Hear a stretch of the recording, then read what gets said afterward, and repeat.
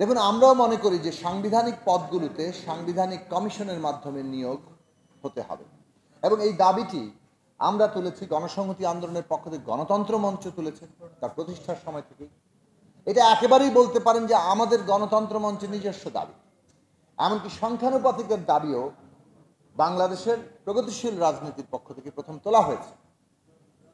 কিন্তু প্রশ্নটি হচ্ছে, যখন একটা সমষ্টিগত কালেকটিভ একটা লড়াই অবদানের মধ্য দিয়ে একটা অভ্যুত্থান তৈরি হয়েছে, জনতা যে অভ্যুত্থানের প্রধান নায়ক, সেই অভ্যুত্থানের পরে বাংলাদেশে ভবিষ্যৎটা কি হবে, আমাদের রাষ্ট্রের কাঠামোটা কি হবে, কোন কোন বিষয়ের উপর আমরা দাঁড়াবো, এটা প্রথম শর্ত হবে যা রাজনৈতিক দলগুলো কতটুকু ঐকমত্যে আসছে।